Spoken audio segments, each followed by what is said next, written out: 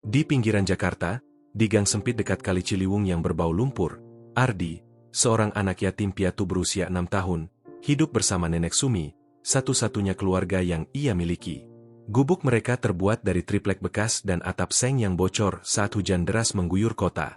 Ardi, dengan kulit sawo matang dan rambut ikal yang selalu ditutupi topi capucin lusuh, tidak pernah tahu siapa ayah atau ibunya. Ibumu pergi ke surga saat melahirkanmu. Ayahmu, entah kemana, ujar Nenek Sumi dengan suara serak, sambil menatap jauh ke sungai yang keruh. Nenek Sumi adalah pemulung. Setiap pagi, ia mengenakan daster bunga-bunga yang sudah pudar dan sandal jepit yang hampir putus, menyeret karung goni ke pasar Tanah Abang. Ardi mengikuti dengan langkah kecil, kaos Jakarta Marathon 2010, yang kebesaran menjuntai hingga lututnya. Ia suka mengintip warung soto di pasar, mencium aroma kaldu ayam yang menggoda, meski perutnya sering hanya terisi nasi dengan kecap. Jangan lari jauh dinanti keserempet motor, seru nenek saat Ardi melompat di trotoar, mengejar capung yang tersesat di antara asap knalpot. Ardi hanya terkikik, memamerkan gigi ompongnya, sambil berlari di bawah deretan spanduk warung makan bertuliskan, soto Betawi, dan nasi uduk. Malam hari adalah waktu favorit Ardi. Di bawah lampu jalan yang berkedip-kedip di ujung gang, mereka duduk di tikar pandan usang. Nenek menyalakan tungku kecil, memanaskan nasi sisa dari warung tetangga, kadang ditambah tempe goreng atau tahu isi dari tukang keliling. Bau asap kayu bakar bercampur dengan aroma sungai yang tak jauh. Ardi suka mendengar cerita nenek tentang kampungnya di Banten, tentang sawah hijau dan pohon mangga yang buahnya manis. Dulu nenek punya kebun kecil. Kalau kamu lahir di sana, pasti kamu suka panjat pohon, kata nenek, matanya berbinar. Nek, kenapa kita nggak tinggal di rumah besar kayak di sinetron? Tanya Ardi polos, sambil mengunyah tempe yang sedikit hangus. Nenek tersenyum tipis, keriput di wajahnya makin dalam. Rumah besar itu cuma benda, Yang penting hati kita besar buat saling sayang. Itu lebih dari cukup. Ardi tidak sepenuhnya mengerti, tapi ia tersenyum. Baginya, nenek adalah rumah, keluarga, dan dunia. Di bawah lampu jalan yang redup, mereka berbagi nasi dan cerita, ditemani suara jangkrik dan deru angkot di kejauhan. Hari-hari Ardi dan nenek diisi rutinitas sederhana. Pagi-pagi, mereka berjalan ke pasar pagi di Senen, tempat pedagang membuang botol plastik, kaleng soda, dan kardus bekas. Ardi belajar dari nenek, cara memilih plastik yang laku dijual, cara menawar harga ke pengepul, dan cara tetap tersenyum meski kaki lelah dan perut keroncongan. Kalau hidup cuma soal uang, kita udah kalah sejak lahir, kata nenek suatu hari sambil memilah kaleng bekas di bawah pohon pisang liar. Tapi kalau soal hati, kita kaya raya. Ardi suka mendengar kalimat nenek, meski kadang ia tak paham. Ia suka tangan nenek yang kasar namun hangat saat mengelus kepalanya. Tapi akhir-akhir ini, Ardi mulai memperhatikan sesuatu. Nenek sering batuk kering, terutama malam hari, hingga wajahnya memerah. Kadang ia berhenti di tengah jalan, memegang dadanya, dan berusaha menyembunyikan rasa sakitnya. Nek, kenapa batuk terus? Kita ke dokter, yuk, pinta Ardi, matanya penuh kekhawatiran, sambil memegang lengan nenek di sisi trotoar yang dipenuhi sampah. Nenek menggeleng, menyeka keringat dengan ujung daster. Cuma batuk biasa, Nenek kuat. Uangnya kita tabung buat beli buku tulis buat kamu. Ardi ingin sekolah, tapi nenek bilang mereka belum punya cukup uang untuk seragam atau buku. Meski begitu, nenek mengajari Ardi membaca dan menulis di malam hari, menggunakan buku bekas yang ditemukan di tumpukan sampah.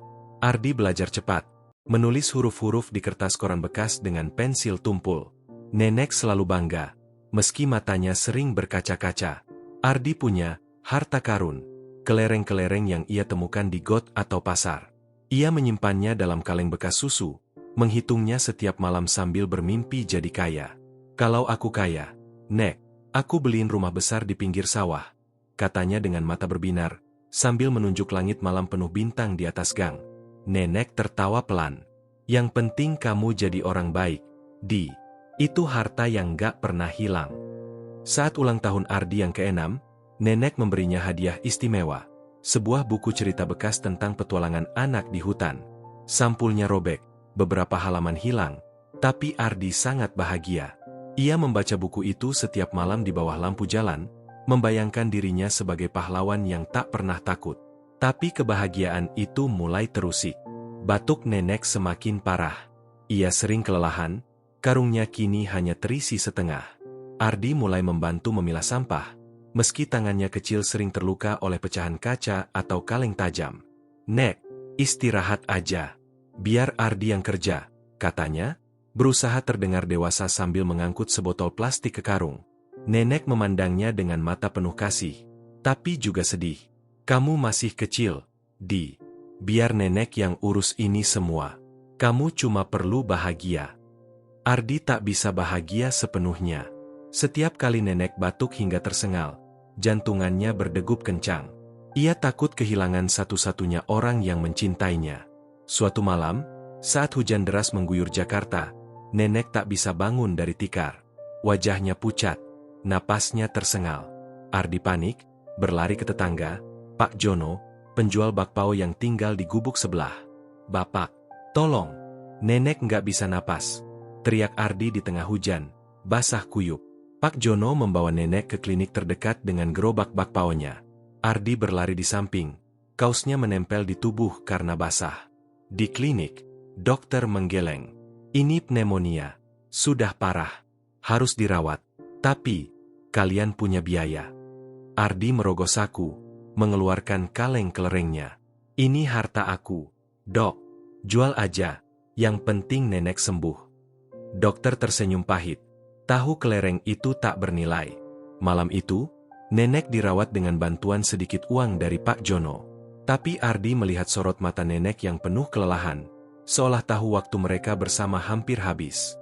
2 minggu setelah malam hujan itu, Nenek Sumi meninggal, tepat sehari setelah ulang tahun Ardi yang ke-7. Nenek sempat tersenyum lemah, memegang tangan Ardi, dan berbisik, "Jadi orang baik, Di. Nenek selalu sayang kamu." Ardi tak menangis saat nenek menghembuskan napas terakhir. Ia duduk di samping ranjang, memandang wajah nenek yang kini tenang. Tapi di dalam hatinya, dunia runtuh. Ia merasa seperti bayang-bayang di bawah lampu jalan. Ada, tapi tak nyata. Pak Jono membawa Ardi kembali ke gubuk. "Tinggal sama bapak dulu." "Ya," katanya lembut. Tapi Ardi tahu, Pak Jono juga hidup susah. Malam itu, Ardi duduk di depan gubuk, memandang lampu jalan yang berkedip. Ia memegang buku cerita nenek. Air matanya menetes membasahi halaman. "Nek, aku harus apa sekarang?" bisik Ardi pada angin. Kehidupan tanpa nenek terasa seperti lubang besar. Ardi berhenti ke pasar, hanya duduk di gubuk, memandangi kaleng kelereng yang tak lagi berarti. Tetangga memberi makan atau pakaian bekas, tapi Ardi merasa semakin asing. Ardi menghadapi dunia yang keras. Ia tidur di emperan toko, mencari makan dari sisa-sisa di pasar, dan kadang diusir satpam. Tapi ia berpegang pada kata-kata nenek, "Jadi orang baik." Suatu hari, di dekat stasiun Senen, ia melihat anak kecil menangis karena kehilangan mainan.